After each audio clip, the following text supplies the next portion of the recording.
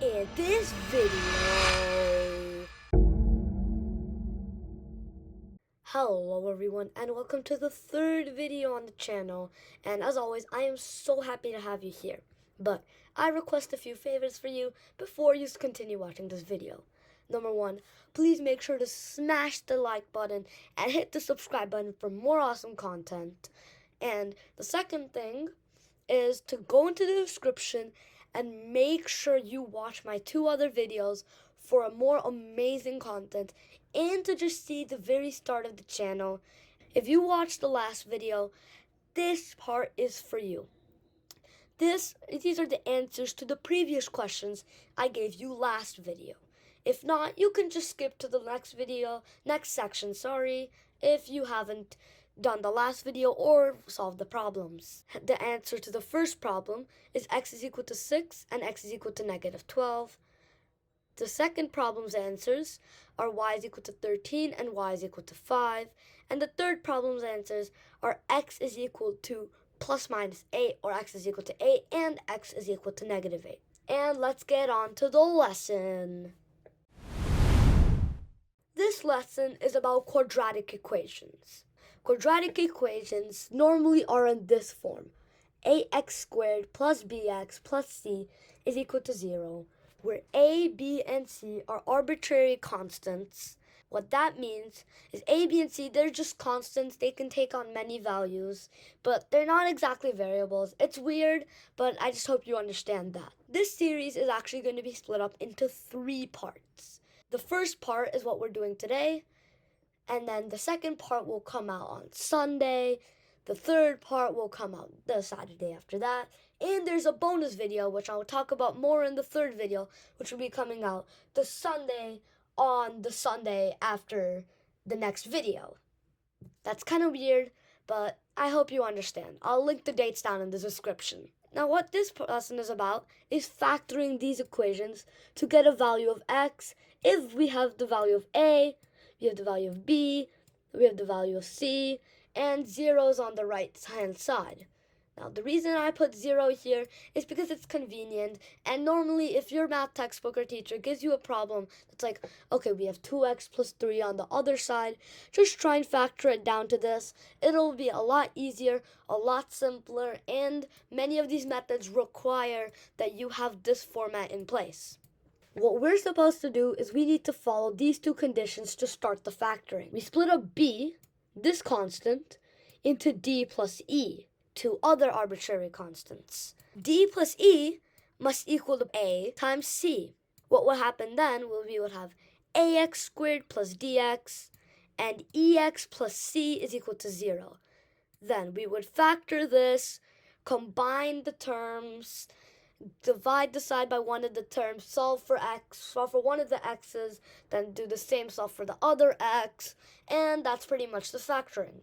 But I think it'd be easier if we had a couple examples to clear things up. Here are 3 examples which I have for you. Let me read them out. X squared minus 5x plus 6 is equal to 0. X squared minus x minus 12 is equal to 0, and x squared minus x minus 2 is also equal to 0. Let's start with the first example and solve it out. A in this problem is 1. C in this problem is 6, and B is negative 5. The way we can do that is by comparing this with the equation ax squared plus bx plus c is equal to 0. The next step, to factor this. 6 and 1 multiply to create 6. Let's see, what are the factors of 6? Now we have 6 and 1. That's also good.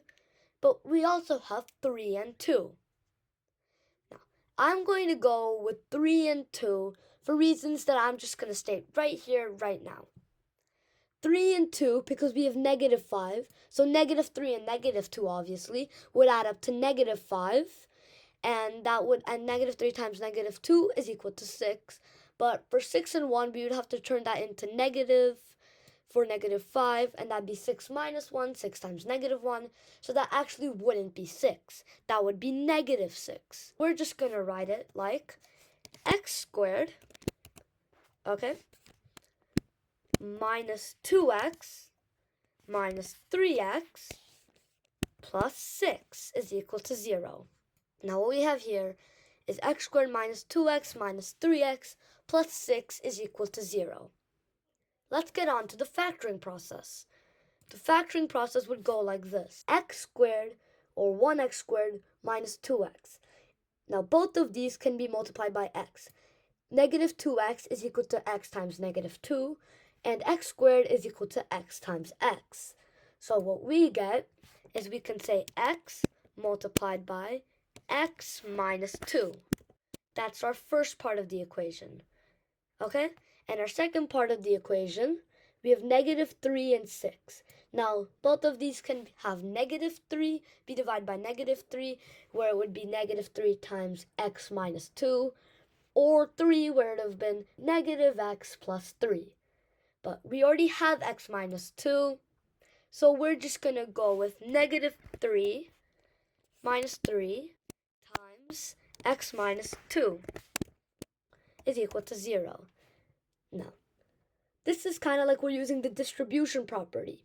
Like if we have, let's just say we have 1 times, let's say this is 5 minus 3 times 5. That would also be 1 minus 3 times 5. So it's a simple process. X minus 3 times x minus 2. The next step, as I already mentioned about, just to turn it into x minus 3 times x minus 2. Now what we have here is x minus 3 times x minus 2 is equal to 0. Now this is the last step of the factoring, or not really last step, but what we have to do is first we have to divide by, let's say we divide by x minus 3 on both sides first. So x minus 3 times x minus 2 divided by x minus 3 would just be x minus 2. And 0 divided by anything that's not 0 is, of course, just going to be 0. So what we're going to have here is really simple. X minus 2 is equal to 0. X minus 2 is equal to 0. And our second part would be x minus 3 is equal to 0. And this is if we were dividing x minus 2 on both sides. After this, we just solve for both values of x. Super simple process. Our two solutions, in the end, is x is equal to 2 and x is equal to 3. Now that we have our two solutions, I hope you understand it better and understand how to do the rest of the problems on your own. I'm just going to walk through these two slightly faster, write out the steps, and just dictate each step instead of just walking you through. So it saves time for you, saves time for me, and you'll also be able to get a clearer view on the concept just by reading, so that sharpens your skills also. Now, let's walk over the steps in the second equation. X squared minus x minus 12 is equal to 0. Now, what I did is I'm like, okay, negative x, and now we have negative 12. So we would have to have a positive and a negative. Now, negative 1 is formed by having negative 4 plus 3. So I decided, all right, x squared plus 3x minus 4x minus 12 is equal to 0. And after some basic factoring, we get x plus 3 times x minus 4. And if you're confused, just look up here for a more in-depth explanation. After that, of course, we get x plus 3 is equal to 0, and x minus 4 is equal to 0, which gets us x is equal to negative 3, and x is equal to 4 for our two solutions.